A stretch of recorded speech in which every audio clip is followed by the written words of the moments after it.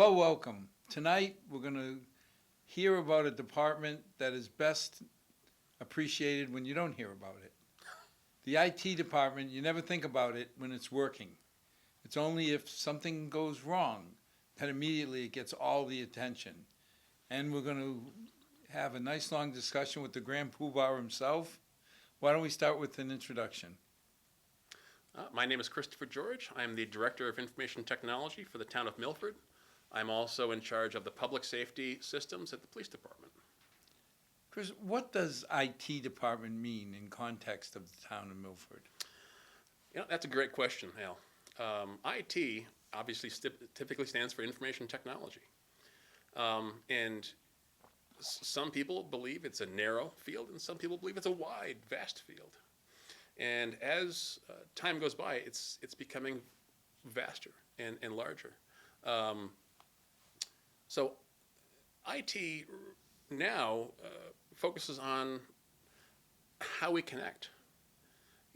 How accounting manages the budget, how legal communicates with courts, how town administrator's office manages permits and licensing. It's everything we do in the community is governed by IT and managed by technology. People think of IT as email. Yes. Yeah, we are so much more than email. We make sure the database systems that handle our tax payments, our tax bills, our income, our payables, our invoicing, our paychecks. Everything we have here is through databases that IT manages. If I was to ask you, what is the actual mission of the IT department, what would you respond? So, to have just a mission statement is difficult for IT because IT is vast. So we have a mission and a vision. So the mission of the Information Technology Department is to provide products and services that are effective and efficient in meeting the electronic computing requirements for the town of Milford while ensuring the highest level of federal, state, and local compliances in a manner that is both timely and cost-effective. That's the mission statement. The vision statement, as a customer service-based and quality-focused organization, the Information Technology Department envisions providing a vibrant infrastructure and software application tool sets that are scalable both vertically and horizontally to support the future goals and strategic directions of the town of Milford. So now you're basically the nervous system of the town. You're connecting all the different functions. Correct. You think of your nervous system telling your legs to move, your heart to beat. That's what IT is really. That's what IT is doing for the town departments, for the municipality as a whole. Are there any departments you don't touch? So, yes and no. So the town IT department does not manage the schools. The schools have their own IT department, their own IT director, and their own IT staff. And I said that partially. So we openly and as much as we can try to provide whatever support the school needs from the town's point of view. A lot of the systems that we use in the town are shared by the schools. So the accounting systems are shared by the schools. So we have to make sure that what we provide as a service at the town is also available to the schools and to the teachers and to the administration. So at times we have to work with school IT in conjunction to make sure that these staff have the access to the systems they need. And for other intensive purposes, we also help them with other systems that may come into play. But now the school, when you say they use your systems, I mean, the town owns everything. The town owns everything. You are correct. I mean, there's no Milford school system that's a separate entity from the Milford town. They're all part of the town. That's correct. However, we like to break down schools from municipal government systems. What the schools tend to use is proprietary and only made for schools, where it will not, what they use over at the school system will not always work for the rest of the town, and vice versa, with the exception of our accounting system, which is shared by both entities. But now realistically, what are the biggest programs that are run? I mean, Munis or whatever. Right, so we have our ERP, which is for our accounts payable, accounts receivable. That's the biggest system that is shared between town buildings and town departments and school department. Beyond that, we have some shares of security, network security, and camera security. Camera security? Yes. So working with just the police department does have the ability to monitor the cameras at the schools. Now that's one of the latest add-ons for the police department. So in the event of an emergency, responders can get to the school and see from outside the school what's happening inside the school, so they can effectively respond properly. That's new? That's new. Yeah. Is that not normal, or? It's normal for a lot of locations, but we didn't have it set up here, Oh, wow. and it is now. If somebody was to say, how would you rate the IT structure in Milford? Excellent, good, bad? When I first arrived here in 2020, the infrastructure within the town was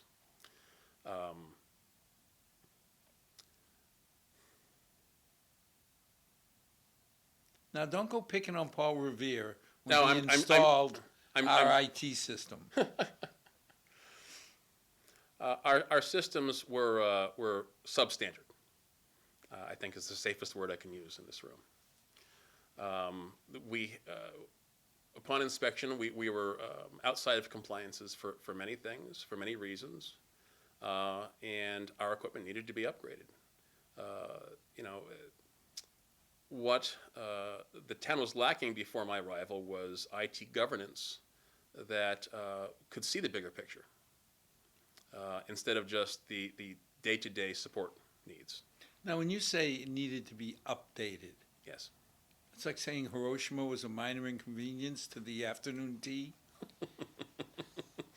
I remember, I'll admit I was shocked when the IT proposal came. We'll talk about the costs, but when I was told that police officers using their radios, if they were down by a levers and they needed help, Mm-hmm. it went to the Franklin Fire Department first. Yes, we do have some cross frequencies that we had to work through. Yes. But I mean, that's not upgrading. That's throwing a hand grenade in and starting again. No, but it really is upgrading. I mean, we're not changing the antenna towers. We're not changing the cabling that goes to those antenna towers. We're just basically changing the systems that communicate to those towers.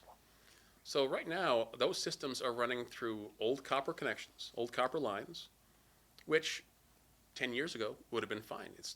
Copper was still, one of the strongest ways of transmitting data. Now it's one of the weakest. Everything is through fiber now. I thought we approved upgrading to fiber. We did, and we have. But talking backwards to help people understand how we got there, copper has its upsides and downsides. During an electrical storm, copper causes problems. And during electrical storms for the police and fire, they lost radio altogether at times. And it would cause officials at those departments to have to go in and play with the equipment to get it to come back because the copper connections caused errors. Wait a minute. In an emergency situation, storms and all, Mm-hmm. our systems were vulnerable to interference. Correct, because of the copper lines. That, to me, just becomes a no-brainer. Yes. Because we spent, I mean, how do you feel the support's been for these programs? Support meaning? Finance? Has the town supported the IT Oh, department? yes. So I think, I've not had much pushback from the town, only along the lines of understanding. The town has been very open to making sure that we meet our compliances and that we meet our standards for, well, for federal, state, and local. It's just making sure that the finance team understands the needs, and that's where the struggle with IT sometimes comes. Not everybody understands IT, and not everybody understands how our systems work together and why there's compliance issues.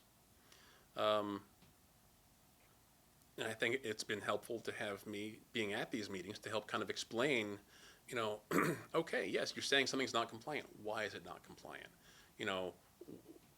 What is it going to take to bring us up to compliance? What is that compliance level going to look like? Is it going to be the same 10 years from now?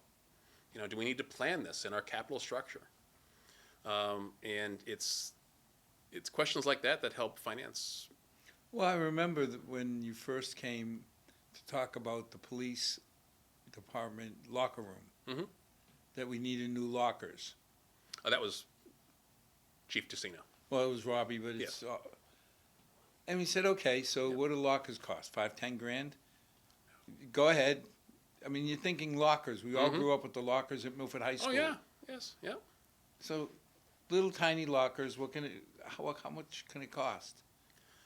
It costs a lot when you come into law enforcement, because these lockers have to be able to hold your firearms. They have to be able to hold your equipment. And I'm not sure if you've seen what our officers are wearing, but they have large vests covering the normal uniform with all of their equipment on the vests. And if you've seen that equipment, there's a lot of equipment there. And to put that into a small locker is tough. Well, as well as to put them into lockers that didn't have power. The two things that hit me the hardest or made it clear was, one, you need outlets to charge all the radios and the tasers and the smazers, but two, you need a secure place for guns and ammo. Correct. And asking a police officer or demanding that they take their guns and ammo into their homes just didn't seem fair. No. I mean, we do have many officers who are single and live alone, and it's something they choose to do. And we also have a lot that have families with kids, and they don't want to bring it home. They want to keep work, and home. Well, from a safety point of view, you get paranoid in a good way that if you have live ammo and live guns, you don't want your 5-year-old or your 7-year-old having access. No. And you think about it and you say, well, they're trained and they know what to do, but one mistake. So we spent a fortune in a lot of people's minds on lockers. We did. Yeah. How's that worked? So far, it's worked pretty well. I'm not sure as to the completion of that project, but what I can tell you from what has been done thus far, those lockers are now compliant to store firearms, to charge a radio, to keep the gear that these officers wear safe. Yeah, they look like Batman with their utility belts. All the things they have to carry. And, I'm making light of it, but thank God they do, because a taser is a taser. It's not a pistol. And luckily, they know when to use the right tool. 20 years ago, a lot of these officers used to wear everything on their belt. Just had one large garrison belt. Everything was on the belt, and you just had to hope that belt was strong enough. And now it's become this full vest that comes on and supports everything for you. So you have everything that you're carrying on a vest, which is being supported by your shoulders and your body versus just your waist. Well, I think when it comes down to safety, both for the residents and for the officers, town meeting's always been pretty supportive. I think town meeting's been very supportive over public safety in general. Because you don't you don't see the debates over, do we have to do this? It's, okay, present your case, if we have to, we'll find the money somehow. Yep. You know, it's like, thing that I'll never understand is the price of putting cameras. Chris, a camera's $50. I can go down to Best Buy or somewhere and buy a $50 camera Yes, you can. and put it in my house. Yes. Why do your toys cost so much? So, and this is strictly, there's two discussions here. You have cameras that are just for the municipality and cameras that are shared by the municipality for the police department. What's the difference? So we have cameras at Town Hall. It was in comparison to other systems we've installed, it was an inexpensive system put into Town Hall for protecting the assets at Town Hall.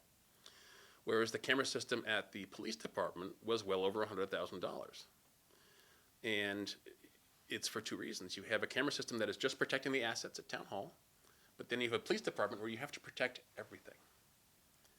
And these camera systems that we're putting in at police and fire and these, resource buildings, these cameras are made to recognize faces, recognize cars, recognize structures. And what it does is it memorizes a face. So I could essentially go into the camera system and saying, okay, I found someone on camera, click that person, find this person in the system. So the camera system will search its entire hard drive looking for any evidence of that one person and pull it up to wherever they've been. So this isn't a TV thing where SWAT goes on their keyboard and says, oh, Chris is on the corner of First and Main. I mean, this is real. This is real, yes. Yep. You can actually use facial recognition to... Well, you can't call it facial recognition. It's not recording the structures of your face. It's just basically it's taking a picture of your face and finding that picture somewhere else. It's doing the same thing with a vehicle. So, you have a black Honda that you're trying to look for. You've seen it once on a camera. Now you're going to open up that camera system, click on that car, and say, find it for me. And anytime that car is driven by in the last 6 months, it'll find that car in that system. So it'll identify like the license plate and... If the license plate is legible from the department's camera, yes. But if we're talking about the traffic cameras that were recently put up, these traffic cameras are not plate reading. What do? They're literally just there for protecting the town, protecting the community. How do they protect the town? So, give you for instance, we had a vehicle strike a pedestrian on the corner of Main and Central. Yes. And it launched the pedestrian a good 15 feet onto the ground. And had we not had the camera, we would not have been able to know who was the driver, how the accident took place, how the vehicle turned. You'd have to kind of guess as you'd go along when you get to the accident scene. Now you just pull up and go, okay, well, I can see the vehicle coming from one direction. It maneuvered in a certain way, crossed to the intersection, and struck the pedestrian. And now you can see that. And it makes it easier for the pedestrian, for court and for medical, and it makes it easier for the police department for processing. No, it's got to make it easier on accidents where people say, exactly. It wasn't me, it was him or her. Yep. But we also have incidences with our town-owned vehicles, like fire engines and police cars. Everyone has an accident once in a while. Now we just, in certain intersections, we can go back and we can figure out how it happened. But now when we start thinking about accidents, that's one thing. But the graffiti, I don't see graffiti. I don't feel vandalism. Do these cameras help control that? Well, basically, the cameras themselves act as a deterrent, first of all. When you come to a property, you're trying to come onto a property you're looking to vandalize, the last thing you're looking for is a camera looking at you. Last thing you want. Correct. Why don't you just spray it with shaving cream? You can't reach these cameras. Oh, okay. These cameras are about 20 feet high. These are not the cameras that you can walk up to, like you've seen in the movies, someone spray it with shaving cream and Right. walk into a jewelry store and rob the place. These cameras are up high. They are noticeable. Now, does the camera stop the crime from happening? No. It helps deter a crime from taking place, and it helps us locate the offenders that may have acted at that location. But cameras are, both helpful and a deterrent. How many cameras realistically do you need to cover a town like Milford? That's a tough question. Covering a town, I don't think I can answer that question. I don't know how much it would take to cover the town, and I don't know if the town would need that. Every camera project we've done from IT has had an immediate need or a long-standing need. Well, the whole vision of Big Brother and, watching everything you do comes to mind when you start talking about monitoring. But Well, that's the thing. These camera systems, people have a misconception about how these camera systems are. IT is not sitting day to day, 8 hours a day, watching these cameras. These cameras are running passively. And in the event there's a problem, we either get a notification from the town administrator or the legal department or from the police department, if it's a police-related issue, to pull up footage and send it off to the proper department. If it's police, it goes straight to the police department. And if it's any other town-related activity, it goes to the legal department first for review. But the IT department, we do not monitor these cameras 24 hours a day. if you tried, I can't imagine the staff you would need. Oh, the staffing you'd need. You'd need the staffing of a loss prevention department just to manage watching these cameras. And we don't have the bandwidth. Now, we're talking about this. Is it real? I mean, do we have vandalism in the town? Do we have We do have vandalism in the town, graffiti? yes. Because I drive down Main Street, drive down Central Street, Purchase Street, Congress Street. I don't see it. No. Is it because It's like being on the highway.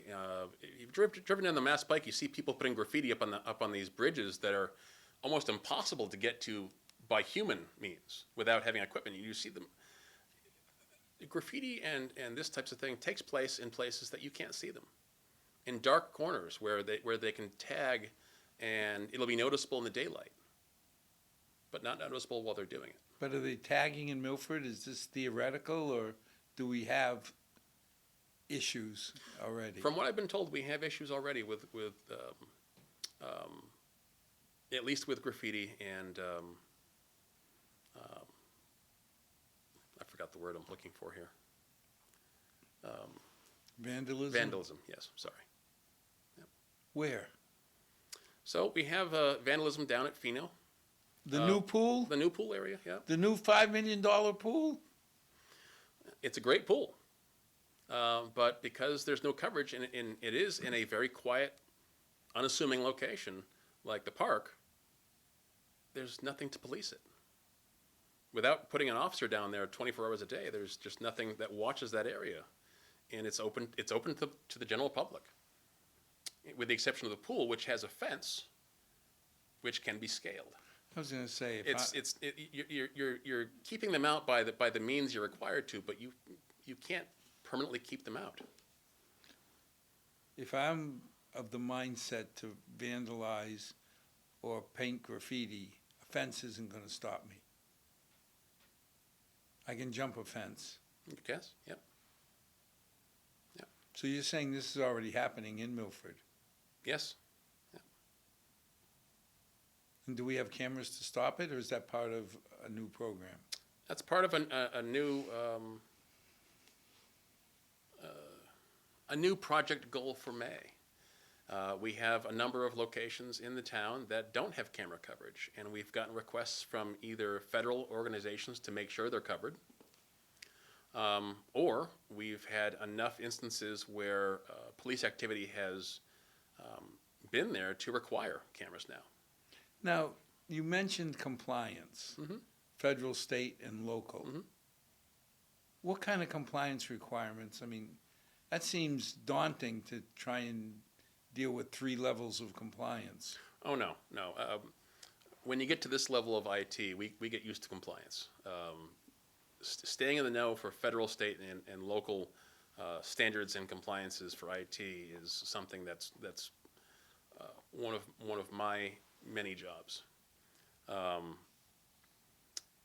And when you talk about compliance for the federal side, the FBI mandates what you should have as a minimum standard in police departments in public safety locations. Not police, not local, federal.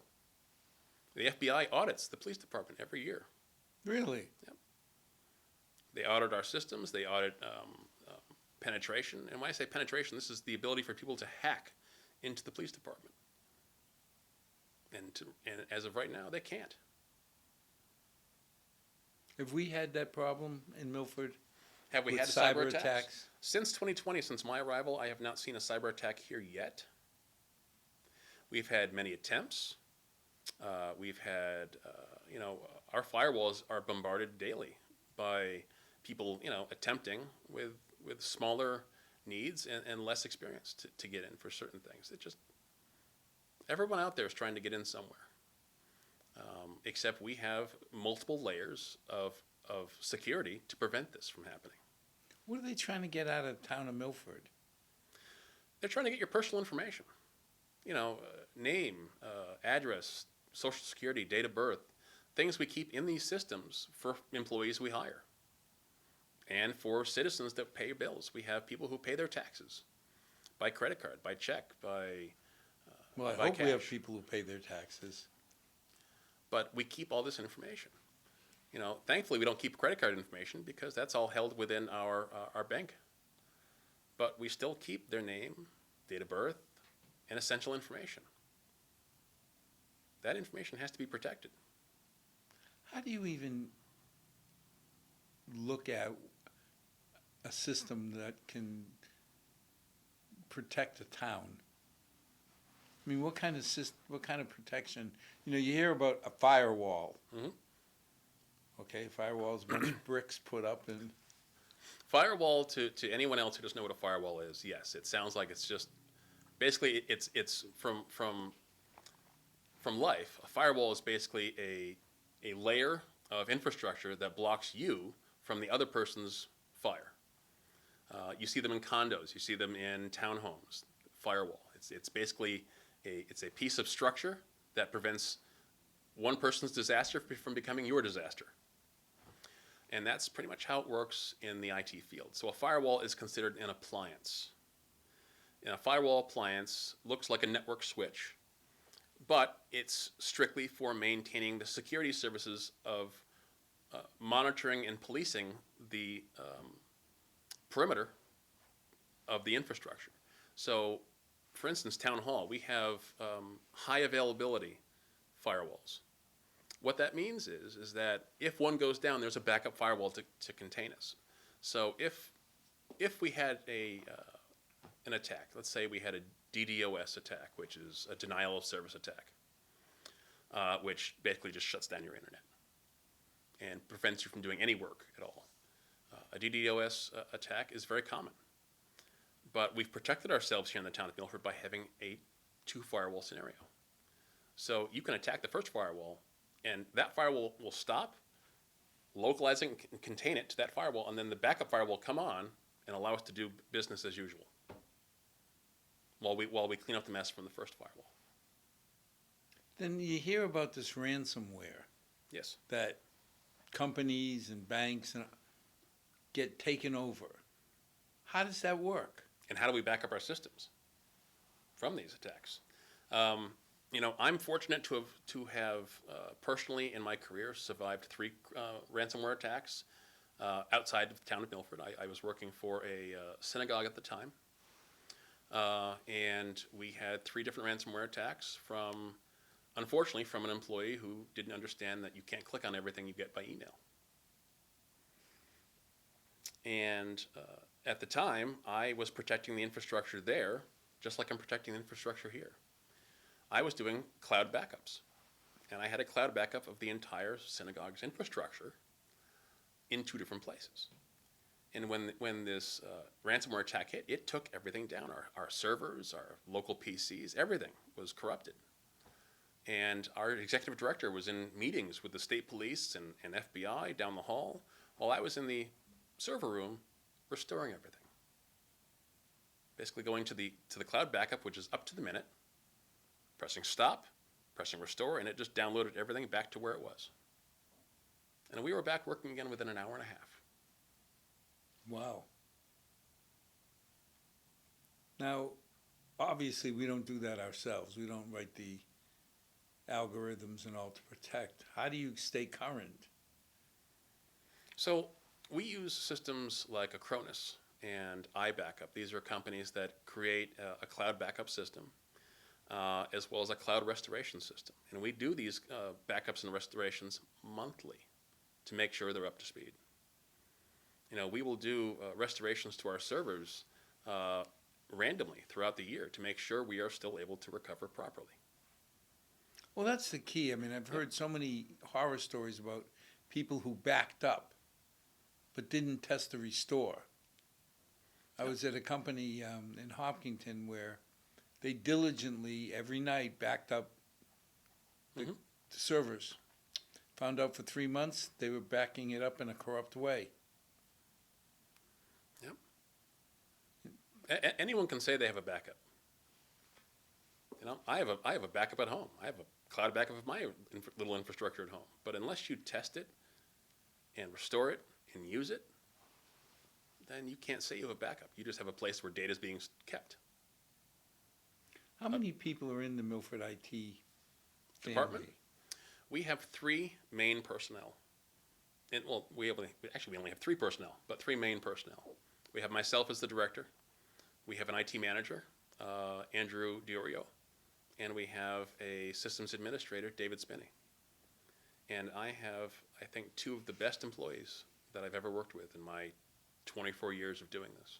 Now, you seem to be making a delineation between what Andy and David do. What are their roles? So their roles, so Andy's role as IT manager is to ensure the infrastructure as a whole is meeting the requirements for the town. Making sure the servers are communicating for the schools can get online, making sure the senior center can reach the senior center's programs, youth center can reach the youth center's programs, and making sure all the network is all talking to each other. David, as systems administrator, is responsible for the printers and the desktops and the laptops and making sure that all of our systems are maintained, everything is updated. So David all drew the warranties short are in straw. line. David drew the short straw because he has to deal with people like me who screw up their printers. And David has the background and experience in this field, as does Andy. Except Andy has been here longer and he has the knowledge to be an IT manager and the experience with this town. what does it cost as an IT budget to maintain the town's infrastructure? That's a broad question now. We got 3 people. We have 3 people, yes. We have to pay for a third-party consultancy for help in certain needs. If we had the staff for networking and for engineering, we could handle a lot of these things ourselves internally. But we don't. So we have to work with a third-party company locally that they help us with some of the larger issues.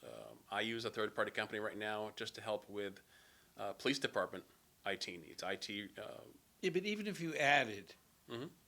we use the local company to take care of our network needs. Mhm. And the reason that I did it was that they could have a number of people specializing in different areas. Mhm.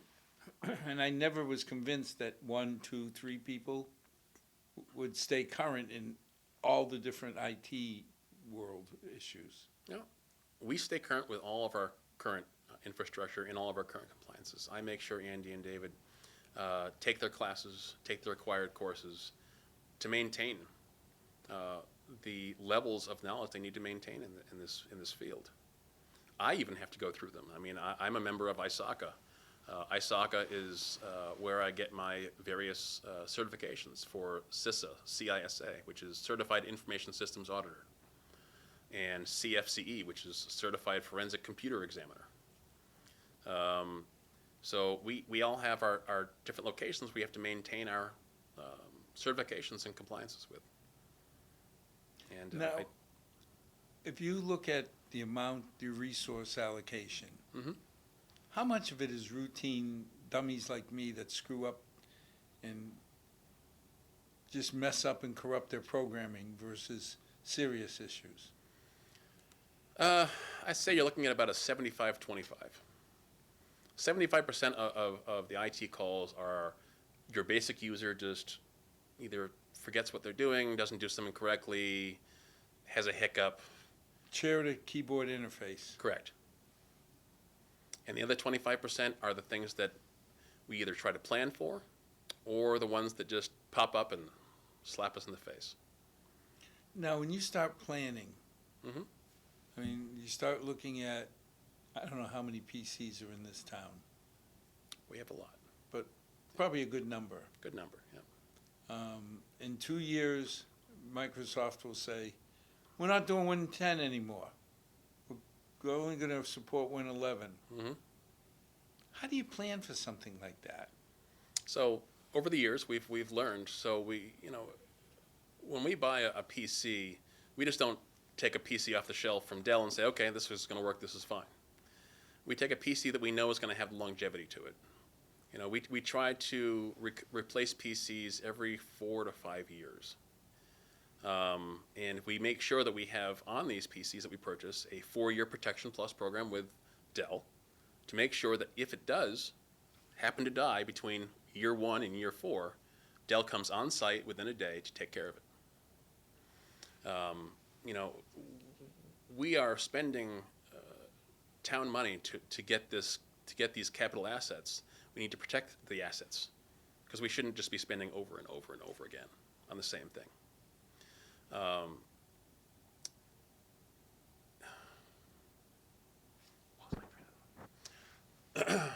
But when you think about priority, Mhm. I mean, if you set the priorities, I would think health and safety are number one. That you have to make sure that the computers are current for the police, fire. Yes, health and safety is number one from the point of view you're looking at. When it comes to me, it's compliance and protection are the major pieces we look at. Because I remember too many decades ago, too many years ago, the school came up and said, we need to look at our PCs in a different light. They are not capital purchases. They are disposable. Every 3 to 4 years, we need to turn them over. Correct. Yep. And I went to an unbiased source, my daughter, Mhm. and I said, how are the PCs in the media center at the high school? She goes, I have no idea. I said, why? She goes, because you can't do anything on them. They're so old, you can't run programs. I was like, oh, well, okay, you just answered my question. You just answered my question, yeah. And I believe we started going on it was like a rental program. Because I remember the first year it was $30,000, and I got up at town meeting and said, let's not get confused. This is $100,000 purchase. Because it's going to be $30,000 a year for 3 years. Correct. So when you're voting, keep in mind you're voting $100,000 because you can't go 1 year into the program and say, never mind, take them back. Right. Are most of the PCs on a program like that? Is that what you're saying? For the town, no. We don't do a program like that only because departments here have different needs. Where it's a school, the school media department all has the same need. And the school IT labs all have the same need. And you can have programs like that because you're getting the same PC, just multiple of them. Whereas we're working with the highway department, parks department, senior center, youth center, memorial hall, all the various different town departments, even the cemetery. Everyone has their own needs and their own resource requirements. And so having a program like that just kind of replaces the PC every 3 or 4 years doesn't work because everyone has different needs. So the town engineer, for instance, has a very powerful machine so she can run her CAD documents and her blueprints and be able to keep up with architects and whatnot that come to town. Whereas the cemetery doesn't need all of that beefy technology and infrastructure. So we have to build a structure for each department into that infrastructure. When you say a structure, paint me a picture of, we have one mega server, 3 little servers. How is that played out on a town level? So from a town level, to paint you a picture, when I say we have servers on site, we have 2 servers on site and 1 NAS. A NAS is basically a large data farm, data storage. And we have 2 servers that pluck from the NAS and from the data storage throughout the day. And on those 2 servers, we are running 24 virtual servers. Seems low, doesn't it? To support a whole town? What, just Only have 2 24 virtual servers? No, No? no. No, we'd like to try to condense that at some point. But it's going to take upgrades over time. Like moving our ERP to a different program like Munis, which is cloud-based, would take away a server. It would also take away the requirements that we have to help maintain an infrastructure between the schools and the town, because cloud-based, it would no longer require that infrastructure connection between town hall and school. Well, using virtual servers has got to help. It helps us immensely. It helps so we don't have to keep buying, or we Boxes. don't have to buy boxes or blades, as servers are called. When you see servers in a rack, they're blades versus boxes. Back in the day, you used to have 4 or 5 different server blades in a rack because you needed to have You had each those server. black racks with Right. all the Yep. levels. And if you've seen the server room at Town Hall, the old server used to be just one long, tall rack full of different pieces of equipment. The new server rack, since we upgraded the servers a couple years ago, is just now this. Really? Yep, just this small stack of equipment. And it runs and maintains all town departments, including the accounting systems for both school and town. It does everything the large stack did, only less and faster. And that's what technology is doing. Technology continues to grow and change and improve. And yet, But all of the it's- costs don't go down. I was going to say, we read about the horsepower. Mm-hmm. I mean, I've got a 4 terabyte drive at home that cost me $200. Yep. For my home, that's all I need.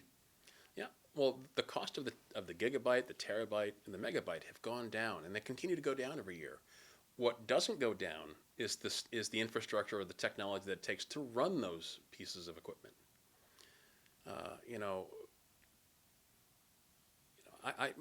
My father out in the Berkshires is an attorney, and he always asked the same question for his law firm. Why do I have to keep buying new equipment every 3 to 4 years? Why doesn't this continue to work? We have typewriters right down the hall that our secretaries can use anytime they want, and they just, I understand. Here's the problem. You have Microsoft, and you have Apple, and you have Linux, and you have all these different operating systems out there that continue to upgrade and improve their systems in a way that's going to require you to get new equipment. New hardware. Correct. So it's much like, for the public to understand, it's like having an iPhone. And let's say you have an iPhone 10 or iPhone 9 or whatever you want to call it. Every year they come out with a new iPhone. And after 2 or 3 years, your old iPhone no longer gets upgrades. It no longer runs certain applications because everything has grown and everything has developed and changed. And the old technology no longer functions with it. And it's a shame because the old technology, the iPhone 9, it's not a bad phone. It works For what it was designed for to what do. it was designed for. And now, unfortunately, it's no longer working for the current design. Well, I mean, you start seeing all the new applications Mhm. that back when we had an iPhone X, Mhm. it took a picture. Yep. But it didn't edit the picture. It didn't let you shoot in the dark. Right. And that to me is the reason. That's why I haven't changed my phone in 2 years. Yep.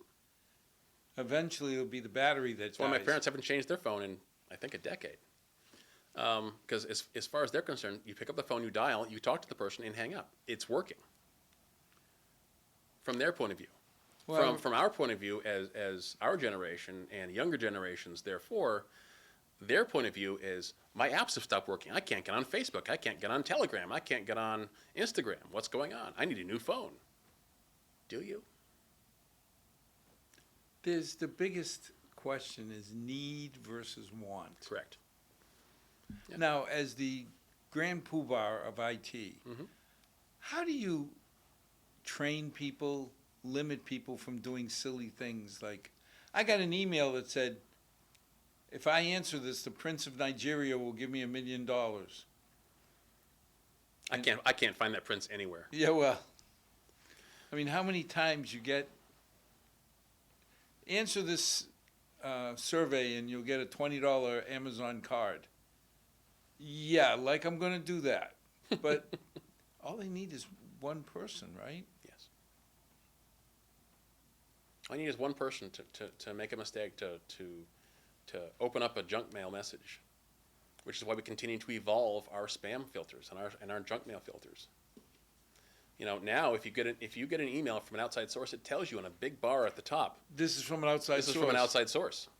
Yeah, we did that to make sure that the staff understand that they're opening an email that is not internal. I remember one time, Yep. and I can't, you would understand, I don't. Our firewall went down. Mm-hmm. I got thousands of messages in such a short period of time. Mm-hmm. They were not pleasant messages either. No, usually not. But it was amazing that all of a sudden my inbox Overflows, just explodes. Just with it. exploded. Yeah, yes. Yeah. Well, you know, when it comes to spam filtering, you know, we're thankfully in the town we use Microsoft 365 for our email systems and our office software. So we have two different levels of filtering. We have active filtering on the Microsoft 365 level, and we have passive filtering taking place on the firewall level. Every time you send an email out and it passes through our firewall inspects that email, checking for viruses, and then lets it out. I'm more worried about it. Coming in. Yeah. Yes. Well, we have those same protections coming in. We have antivirus on the firewall, antivirus on the PC, antivirus on the Microsoft 365 side, all doing the same thing. And you say to yourself, why do you need so many? Or, you know, why can't you only need one? You only need one, so why do you have the other two? Well, the firewall comes with those protections. 365 comes with those protections. And what the great thing is it overlaps the protections. You know, otherwise we'd only need one antivirus software company in the world. But we don't. We have ESET, we have Norton, we have McAfee, we have all these different antivirus softwares out there. We use Fortinet. Every virus company out there, and every antivirus company out there has their own proprietary system, their own proprietary software. It does a certain thing, and it looks at a certain list of viruses to compare it against. Not everybody does the same thing, and not everybody has the same list of definitions. Not everybody has the same How do you software. evaluate a Norton versus a McAfee versus a Defender? I mean, how do you sit there and say, I'm going to choose this one over that one? From my point of view, from my expertise, I know all the companies. I know how they work, how they operate, and how they design. So I know which companies not to touch. Oh. For the average user, it's hard. Norton gets you with scareware. And you'll find a lot of these with McAfee and Norton and Defender. Is you'll buy Norton, the base package, just antivirus. You'll install it, and you'll get a pop-up. You're not protected against banking. You're not protected on your web. You're not protected in your browser. You're not protected here. And it continues to scare you that your software package isn't enough.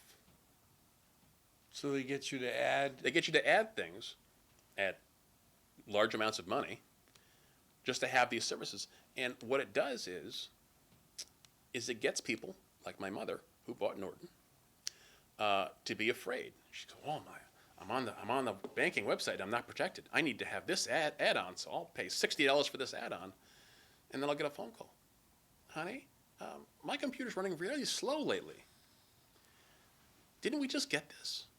And I'll go home and I'll say, "Mom, why do you have 6 different versions of Norton running at the same time? It told me I needed it." No. You just need this one. Get rid of the rest. Well, how do I get my money back? You don't. You don't. You don't. Personally, I don't use Norton. I use ESET. Most people don't even know what I ESET would is. say, has anybody ever heard of that except for IT professionals? Well, some people out in different walks of life have heard of ESET, but ESET offers a 360-degree level of security for $29 a year, and they do Sounds and they do reasonable. a really good job. I'm thinking, saying, what do I have at home? I think Defender. Microsoft Defender, yeah. Microsoft Defender comes with every PC. Yeah. It is the base antivirus for every. But then again, I get this noise from McAfee. Yep. Somehow it's infiltrated my system. It hasn't. McAfee, when you buy a computer, they install McAfee in the background because they're hoping you're going to buy it. And McAfee pays companies like Dell and HP to put their software in there. So Dell makes money off of McAfee, and HP makes money off of McAfee because they're paying to get their software on these PCs for consumers to use. And they're hoping that you'll read click the message. You'll see the message and go, "Oh, well, I guess I need this. I'll click and pay." But you've got to do that for thousands of computers Yep. across the town. Well, we don't. We have a set amount of equipment that comes in. When we order our PCs, we order them bare. We don't allow McAfee. We don't allow any systems to be on there except for the core systems we need. You can do that, We can do that. Yep. and then you add in what you want. Yep. We add in what we want. We add the protection package, which covers on-site service. That's mechanical. That's mechanical. Yeah. It's not always mechanical. Mechanical and software. Oh, really? Yep. These- If something fails to open and there's a problem with it, Dell will come on site Oh. with a technician, look at it, and try to deal with it. If they can't Do deal they with still use rescue disks?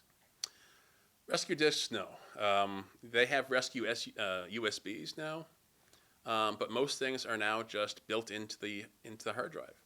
Most hard drives will have a rescue section of the hard drive, just Well, it's a the same- small partition of the hard drive just for rescue, and it just has an image of that PC on it. So I can recover. reinstall the image when I got it and it was clean. Yes. Back to the chair to keyboard interface problems. Yes. Back to the loose nut behind the keyboard. Yes. Yeah. What do you think the biggest challenges are going to be for you coming up? I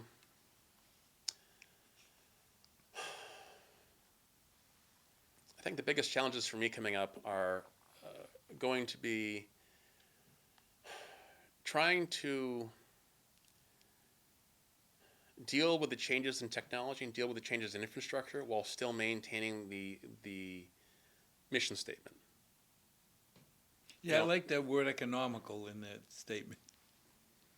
Listen, every time we try to purchase technology, I am always mindful that we are using tax dollars, that we are using money from the community to pay for these systems and these services.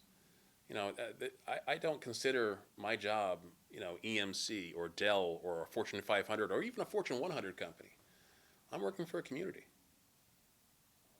It's like working for a synagogue when it's a nonprofit. Your constituents are your members. It's the people that it's the community in the town that's paying their taxes, and the taxes are over encompassing paying for these services. It doesn't make sense to buy a service that is top of the line, top priced, if it doesn't need to be. Yes, there are instances where you want to get the right equipment for the right service. You can't go and get a cheap camera system for a police department when the FBI says, no, this isn't going to work. This isn't compliant. You don't have to get one versus the other, but you have to get something that maintains that compliance. So sometimes you have to spend to meet the need. Is there much of a difference between state compliance, local compliance, and federal compliance? In most cases, no. But in some cases, yes. Department of Revenue versus IRS. The IRS covers the entire country, whereas Department of Revenue is just for the state. So, Department of Revenue has its own compliances that we have to meet in our own accounting systems. Same with the IRS. But they're two different compliances. Same goes for IT infrastructure. I'm thankful that within this community and within this municipality, I get to work with Mass IT, which is the state's IT kind of oversight. And I take a lot of our compliances and a lot of our procedural needs from Mass IT. If Mass IT is doing it, we should be compliant and doing it the same. Well, I think the best compliment I can pay you is we don't call on you, Dave, or Andy very often, which means something's working in the background. Yes. Because the one thing for sure is if my email goes down, you're going to get a phone call. Oh, I know. It's kind of like electricity. You don't worry about it. You flip the switch and you assume IT is working. Well, I'm sure as Chief Robert Tessino can tell you, Chief Mark Nelson, and our town administrator, Richard Villani, can tell you, our systems are up 99.9% of the time. With the exception of doing updates and reboots, we're up 99.9% of the time. People think that IT, we just sit in our office waiting for a phone call. Maytag. Yes, it's like, Maytag. My washer's broken. Great. Well, So- thank you, because before you came, we were living on the best efforts of Paul Revere and when he installed our systems. Paul Revere did a great job up until now. And we look forward to not hearing from you very often because the systems keep working. Yep. But in all sincerity, thank you, and thanks to Andy and Dave. Well, thank you for having me here and allowing me to talk and kind of elaborate on technology. And as always, I hope you got an idea of what goes into keeping our IT infrastructure up and going. And when the town meeting comes and new programs are brought forward, hopefully you'll have a better understanding. As always, to our 6 loyal viewers, may God bless. May tomorrow be a better night than tonight. Thanks, everybody.